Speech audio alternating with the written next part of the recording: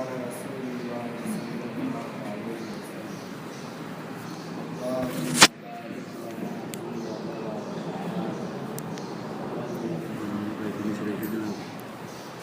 اللهم صل على محمد وعلى آل محمد كما صليت على إبراهيم وعلى آل إبراهيم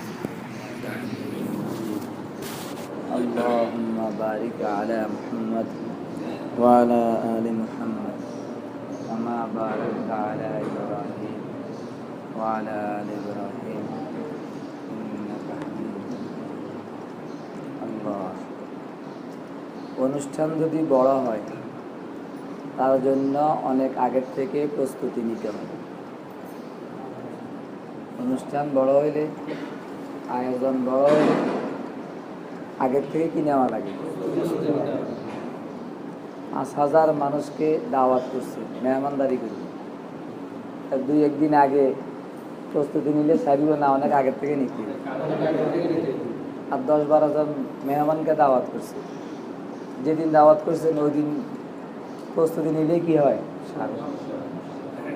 আল্লাহ, মহানবী মুহাম্মদুর রাসূলুল্লাহ সাল্লাল্লাহু আলাইহি ওয়াসাল্লাম রমজানের প্রস্তুতি 2 মাস আগের থেকে শুরু করছে। রমজানের প্রস্তুতি, এই জন্য রজবের চাঁদ ওঠার সঙ্গে সঙ্গে মহানবীর রমজানের জন্য প্রস্তুতি শুরু। দোয়ার মাধ্যমে প্রস্তুতি। কিসের মাধ্যমে? হে আল্লাহ, রজব আর শাবান মাসে আমাদেরকে বরকত দেন, আর আমাদের হায়াতকে লম্বা করে আমাদেরকে রমজানে পৌঁছাইয়া দেন। রমজানে পৌঁছাইয়া দেন, রমজানে বরকত দেন, এই কথা নাই। রমজানকে আল্লাহ রাব্বুল আলামিন বানাইতে বরকত দিয়া বানাইছে, বরকতময় করে বানাইছে। এই জন্য রমজানে বাইসল লাভ, মূল্য লাভ। মূল্য কবর আযাব মাফ, বাঁচতে 170। কি লাভ না লস? এজন্য রমজান মাসে বরকত দেন, এই দোয়া করেন। বলছেন রজবে বরকত দেন, শাবানে বরকতের দোয়া কোন মাসের জন্য? রজবের জন্য, শাবান। কিসের বরকত? ধন দৌলত বাড়াই দেন, চাইল আটা বাড়াই দেন, টাকা পয়সা বাড়াই দেন, আম কাঁঠাল লিচু বাড়াই দেন, এটা না। হে আল্লাহ, আমাদের ঈমান বাড়াইয়া দেন, আমাদের আমল বাড়াইয়া দেন। কি বাড়াই দেন? ঈমান বাড়াইয়া দেন। রজব মাসে মহানবীর মেরাজ হয়েছে। রজব মাসে কি হয়েছে? মেরাজ একমাত্র আমাদের নবীর বৈশিষ্ট্য। সশরীরে যান্ত্রিক সহযোগিতা ছাড়া এই মহাশূন্য অতিক্রম করে, এক এক আসমান ভেদ করে, এক এক মহাশূন্য অতিক্রম করে, একবারে 7 আসমান অতিক্রম করে, 7 আসমানের পরে বর্ডার সিদরাতুল মুনতাহা, ওইটাকে অতিক্রম করে একবারে আল্লাহ পাকের আরশে আজিমে রব্বুল আলামিনের একান্ত সান্নিধ্যে পৌঁছে গেছেন। এই সৌভাগ্য একমাত্র আমাদের নবীর পক্ষে হয়েছে, আর কারো পক্ষে হয়। সমস্ত নবীরা ওহীর মাধ্যমে পরকাল সম্পর্কে অবগত হয়ে দুনিয়াবাসীকে পরকালের সন্ধান দিছে। একমাত্র আমাদের নবী মুহাম্মদুর রাসূলুল্লাহ সাল্লাল্লাহু আলাইহি ওয়াসাল্লাম শুধু ওহীর মাধ্যমে পরকাল সম্পর্কে অবগত হয়ে আমাদেরকে খবর দিয়েছেন, তা নয়, পরকালের প্রত্যক্ষদর্শী হইয়া চর্ম চোখে 2 নয়নে জান্নাত জাহান্নাম এমনকি রব্বুল আলামিনকে পর্যন্ত দেখে এসে আমাদেরকে পরকালের সন্ধান দিয়েছে। তাহলে পরকাল একটা আছে না? সন্দেহ আছে না? পরকাল আছে, এই বিশ্বাস যাদের অন্তরে বদ্ধমূল হবে তাদের দুনিয়ার জীবন এলোমেলো হওয়ার সুযোগ নাই। যাদের দিলে পরকালের বিশ্বাস কি হবে? বদ্ধমূল হবে। তাদের দুনিয়ার জীবন এলোমেলো হওয়ার কোনো কি নেই। আমাদের জীবনটা এলোমেলো কেন? আমরা কেন আসলাম, কি করতেছি, আমাদের নিজের খবর নাই, ঠিক না? এই এলোমেলোর একমাত্র কারণ হলো পরকালের বিশ্বাস আমাদের দিল থেকে বের হয়ে গেছে। সামনে যে একটা আদালত আছে, ওই আদালতে দাঁড়াইয়া জীবনের প্রতিটি কাজের, কর্মের, কথাবার্তা, প্রতিটি মুহূর্তের আমাকে আপনাকে জবাবদেহি করতে হবে। ওই জবাবদেহিটার ভয় আমাদের অন্তরের মধ্যে নাই। এই কারণে আমাদের দুনিয়ার জীবনে, ঠিক না? বলেন না? ওই পরকাল সম্পর্কে আমাদের নবী মুহাম্মদ রাসূলুল্লাহ সাল্লাল্লাহু আলাইহি সাল্লাম ওই পরকাল সচক্ষে দেখে এসে আমাদেরকে পরকালের সন্ধান দিয়েছে। এটা একমাত্র আমাদের নবীর বৈশিষ্ট্য, আর কারো পক্ষে কি হয় নাই, এই সৌভাগ্য অর্জন হয়নি। আল্লাহ, তো মেরাজের মহানবী, রজবের মাসে মহানবীর মেরাজ আছে। মেরাজের দ্বারা আমাদের দুইটা সবক। মেরাজের সবক কয়টা বলেন? একটা হলো ইমানি সবক, আর একটা হলো আমলি সবক। মেরাজের মাধ্যমে আমরা কি কয়টা সবক পাইলাম? একটা কি, আমরা সমাজে পরস্পরে বলে কার দৌড় কত দূরে, বলে না? কার দৌড়? মোল্লার দৌড় মসজিদিন, ঠিক না? মোল্লার দৌড় মসজিদিন তো ঠিক আছে বাহ্যিক দৃষ্টিতে, আভ্যন্তরীণ দৃষ্টিতে মোল্লার দৌড় মসজিদকে বায়া করে আরশাদিন করতে। কই পর্যন্ত? আরশাদিন। বাজাহির সিজদাগাহ আসবার জমিনু, বাজাহির সিজদাগাহ আসবার জমিনু, বাবাতেন মসজিদ আরশে বরিগু। বাহ্যিক দৃষ্টিতে মুমিনের সিজদা পড়ে জমিনে, কিন্তু আভ্যন্তরীণ দৃষ্টিতে আল্লাহ পাকের আরশে বান্দা সিজদা করে, ঠিক না? মেরাজের মাধ্যমে আল্লাহ রাব্বুল আলামিন আমাদের নবীর দৌড় কদ্দুরা এটা আমগরে দেখা দিছে। কিসের মাধ্যমে বলে? আমাদের নবী মুহাম্মদ রাসূলুল্লাহ সাল্লাল্লাহু আলাইহি সাল্লাম যখন মেরাজ যাচ্ছেন, প্রথম আসমানে হযরত আদম আলাইহিস সালামের লগে দেখা। কোন আসমানে? দ্বিতীয় আসমানে হযরত ঈসা আলাইহিস সালাম, হযরত ইয়াহইয়া আলাইহিস সালাম, এই দুই পয়গম্বরের লগে দেখা হয়েছে কোন আসমানে? তৃতীয় আসমানে হযরত ইউসুফ আলাইহিস সালামের লগে দেখা। কার লগে? চতুর্থ আসমানে হযরত ইদ্রিস আলাইহিস সালামের লগে দেখা, ইদ্রিস আলাইহিস সালামের লগে। পঞ্চম আসমানে হযরত হারুন আলাইহিস সালামের লগে দেখা। ষষ্ঠ আসমানে হযরত মূসা আলাইহিস সালামের লগে দেখা। সপ্তম আসমানে হযরত ইব্রাহিম আলাইহিস সালামের লগে দেখা। কোন আসমানে? এর উপরে আর কেউ নেই। সপ্তম আসমানে একটা মসজিদ আছে, বাইতুল মামুর। ওইটা হইল ফেরেশতাদের কিবলা। কাদের কিবলা? ওই বাইতুল মামুর যদি ভাঙি হয়, ডাইরেক্ট যেখানে পড়বো সেটা হলো খানায় কাবা। খানায় কাবার ছাদের উপরে আসিয়ে বাইতুল মামুর হল, মানে খানায় কাবার একেবারে সোজা বরাবরে ৭ আসমানের উপরে হইল ফেরেশতাদের কিবলা বাইতুল মামুর। বাইতুল মামুর হলো ট্যাক লাগাই ইব্রাহিম আলাইহিস সালাম বসে গেছে। এর উপরে হইল সীমান্ত এলাকা, বর্ডার। এই বর্ডারের একটা চিহ্ন হইলো, এখানে একটা বড়ি গাছ আছে। কি আছে বলে? কি গাছ আছে? বড়ি গাছে আরবিতে তো সিদরা, যে সিদরা বাজ তু জিবরিল কে হো, हकीकत में खुदा जाने तू कौन हो, हकीकत में अगर तू आदमी हो, जे सिदरा बाज तू जिबरील क्यों हो, जे सिदरा बाज तू जिबरील क्यों हो। আল্লাহু আকবার। সিদরাতুল মুনতাহা বর্ডার, এর উপরে পৃথিবীর কোন বস্তু উপরে উঠতে উঠতে এখানে যায় কি করে? থেমে যায়। এর উপরে আর উঠতে পারে না। ওই দিকের ফেরেশতা এটাকে উপরে উঠে নিতে হবে। এই দিকের ফেরেশতাদের দৌড় এই পর্যন্ত। বাংলাদেশের পুলিশদের দৌড় ভারতের বর্ডার পর্যন্ত মনে করেন, আবার বর্ডারে হেপাশে ওদিকের লোক আছে, এরা বর্ডার থেকে মাল ওদিকে সাপ্লাই করে। এটা হলো সীমান্ত এলাকা, এদিকের ফেরেস্তারা এ পর্যন্ত বুঝবে, ওইদিকের ফেরেস্তারা এখান থেকে উপরের দিকে নিয়ে যাবে।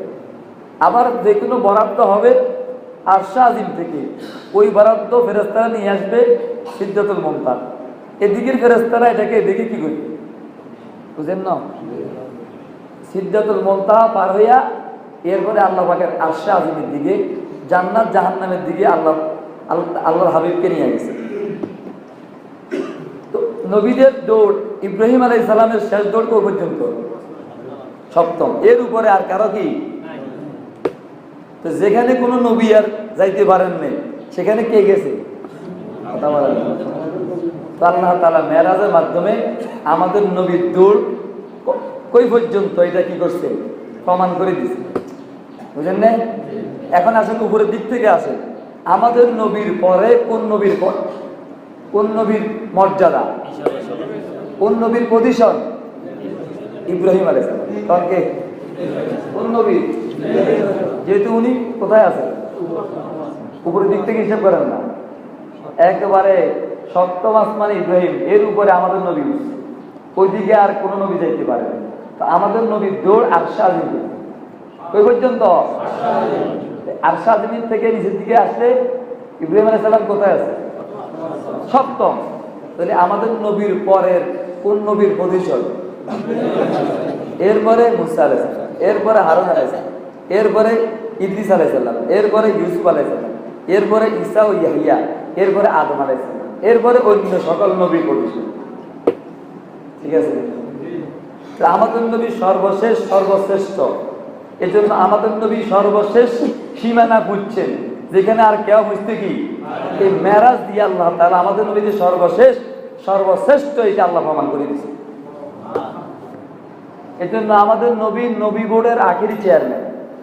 বলেন, আমাদের নবী নবী বোর্ডের আখেরি চেয়ারম্যান। এই এলাকায় একজন চেয়ারম্যান আছে, গত সেকশনে ছিল, এই বছর আবার ইলেকশন হয়েছে, আগের জন হারিয়ে গেছে, নতুন চেয়ারম্যান আছে। এলাকাবাসী কাজে কর্মে কোন চেয়ারম্যানের শরণাপন্ন হইল? সাবেক চেয়ারম্যানের না বর্তমান চেয়ারম্যান?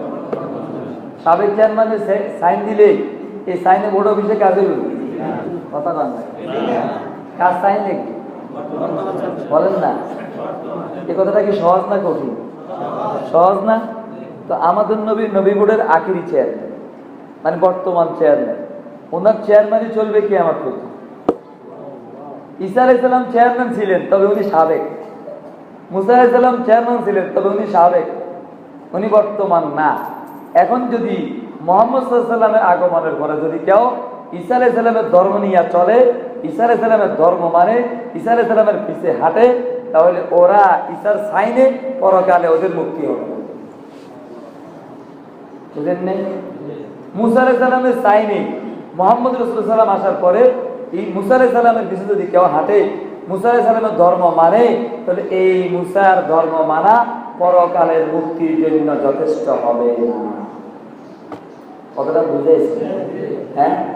তবে হুজুর এখন কি কেউ মুসা আলাইহিস সালামের পিছে কি কেউ হাঁটেনি বা হাঁটে? ইহুদির এক সম্প্রদায় আছে না, খ্রিস্টানরা আছে না, খ্রিস্টানরা শুধু হাঁটে তা না, তারা দাওয়াত দিতেছে। লক্ষ লক্ষ মুসলমানদেরকে বিভিন্ন প্রলোভন দিয়া খ্রিস্টানরা খ্রিস্টান বানাই ফেলতেছে। মানুষ ধর্ম ত্যাগ করে তিন কারণে। কয় কারণে? একটা হলো জ্ঞানের অভাব। কিসের অভাব বলে? যেটাকে বলা হয় মূর্খতা। আরেকটা হলো অলসতা। অলসতা মানে কাজ করতে চায় না, আজারিয়া খাইতেও চায়। এখন যদি কেউ আশ্বাস দিয়ে তোমার আজারিয়া খাওয়াবো, মাঝে মাঝে বেতন দেবো, কাজ করো লাগবে, তুমি শুধু আমগো ধর্মে চলে যাইবা, আমগরে সমর্থন দিবে, তো অলস দ্বিগুণ। কিন্তু তুমি এই তো সুবর্ণ সুযোগ, কাম না করিয়ে খাইবার একটা কি পাই যাবে। কথা বুঝেন না? ধর্ম গেল যাক, তবে আমি তো ভ্যাট করি খাইতে আসবো। এই অলসতা, মূর্খতা। আরেকটা হলো দারিদ্রতা, অভাব। অভাবে স্বভাব নষ্ট। ঠিক কি কথা বলেন না? এই জন্য বহু মুসলমান, গরিব মুসলমানকে ওই খ্রিস্টানরা গরু দিয়ে ছাগল দিয়ে এমনি হেমনে এই সুবিধে হে সুবিধে এই ফলবন দিয়া শুধু আঙ্গু এখানে সাইন করো, খ্রিস্টান বানাইতেছে। এখন এই লোকটা সমাজে কিন্তু বসবাস করছে মুসলমান হিসাবে, মারা যাওয়ার পরে কিন্তু অভিষিত লোক চলিয়ে আয় কবে নিয়ে আঙ্গলো আমাদের হাওলা করো, আমরা আমাদের নিয়ম অনুযায়ী ওরা দাফন করব। এখন এলাকার লোক বলবে কি বলো এই লোকটা মুসলমান বা কিসের মুসলমান, হেদ দেখো এর কাপড়গুলি দেখো আমাদের সিল মোহর আছে, কি আছে বলে, কথা বুঝেন না? এইভাবে খ্রিস্টানরা লাখো হাজার হাজার উত্তরবঙ্গে বিভিন্ন এলাকায় বাংলাদেশের ভিতরে মুসলমানদেরকে বিভিন্ন প্রলোভন দিয়া বিভিন্ন যুক্তিতর্ক বুঝাইয়া দাওয়াত দিয়া ওরা খ্রিস্টানদের সংখ্যা ভারী করতেছে। এটা কইতে পারবেন কথা বল না, খবর নাই গে। এখন হেরা কি বয়ান করে এটা আপনাকে নেন, এই মেরাজ দিয়ে এটা জবাব দিতে হেরা বুঝায়। কোরআন শরীফে আছে হযরত ঈসা আলাইহিস সালাম দোয়া করছেন আল্লাহর কাছে, কে? আল্লাহুম্মা আনজিল আলাইনাল মায়দা, হে আল্লাহ খানা ভর্তি খানসা আসমান থেকে আপনি আমাদের জন্য পাঠান। ঈসা আলাইহিস সালামের দোয়ার বরকতে আল্লাহ তাআলা গোশত রুটি একবারে খাসির তরি কি করেন আমরা লাইনি করেন লাই ভর্তি গোশত রুটি আল্লাহ আসমান থেকে পাঠাইছে ঈসা আলাইহিস সালামের উম্মতের জন্য। এরপরে নিয়ম ছিল এই গোশত রুটি যে বেলা যেগুলি আসবে এগুলি খাই শেষ করে ফেলবে, আগামী বেলার জন্য জমা রাখতে পারবে। কিন্তু জমা রাখার অপরাধে শেষ পর্যন্ত এই নিয়ামত কি গেছে, বন্ধ হয়ে গেছে। যাক ঈসা আলাইহিস সালামের দোয়ার বরকতে খ্রিস্টানরা অধিকাংশ আর্থিকভাবে সচ্ছল। কি বলে খ্রিস্টানরা? বুঝা দেখো আমাদের নবীর দোয়ার বরকতে আমরা আর্থিকভাবে সচ্ছল, পেট ভরি খাইতে পারি, গাড়ি বাড়ি নারীর অভাব নাই। তুমগো নবী ফ্যাটের বুকে অভাবে ফ্যাটে ভাতর বাইছে, নবী দোয়া করছে আল্লাহুম্মা আহিনি মিসকিনা ওয়া আমিতনি মিসকিনা ওয়া আহশুরনি ফি জুমরাতিল মাসাকিন। হে আল্লাহ আপনি মিসকিন হিসাবে আমাকে দুনিয়াতে পাঠায়েন, মিসকিনদের লগে রাখিয়েন, মিসকিনদের কাতারে করে আমার হাসর মাঠে উঠে। তো তুমগো নবীর দোয়ার কারণে তোমরা অধিকাংশ মুসলমানরা অভাবী, দরিদ্র, ঠিক না? এখন তোমরা আমাদের ধর্মে চলে আসো, তোমাদের গাড়ি বাড়ি নারীর কোনো কি হবে না, অভাব। এখন প্রশ্ন হইল তোমাদের ধর্ম মানলে পেট ভরি খাইতে পারবো, অনেক সুবিধা পাবো, ভালো চিকিৎসা পাবো, সব ঠিক আছে, কিন্তু মরার পরে তো জাহান্নামে যাইতে হবে। এখন খ্রিস্টানরা বুঝা শুনো এটা তোমাদের ভুল কথা, তোমাদের জ্ঞানের অভাব তো তোমরা ঠিক করতে পারো না। পরকালের মুক্তির জন্য একজন পয়গম্বরকে মানলে চলে। বলেন পরকালের মুক্তির জন্য একজন পয়গম্বরের মানলে কি, এটা কি সত্য কথা না মিথ্যা কথা? একজন পয়গম্বরের মানলে চলে, এই কথা কথা। তাহলে তোমরা মুহাম্মদ সাল্লাল্লাহু আলাইহি ওয়াসাল্লাম মানছো, আমরা ঈসা আলাইহিস সালামের মানি, একজন তো মানলে হয়। এখন যাদের কাছে জ্ঞান নাই, ইলমের অভাব, এরকম ঠিকই তো দুনিয়া তো সুবিধা পাইলাম, পরকালেও সমস্যা হবে না, তো এরকম সুবিধা কোন বেকুবে গ্রহণ না করে, ঠিক আছে? কথা বলেন, এরকম সুবিধা কোনো বেকুবে কি ছাড়ে দিবনি? আল্লাহ এই শেষ।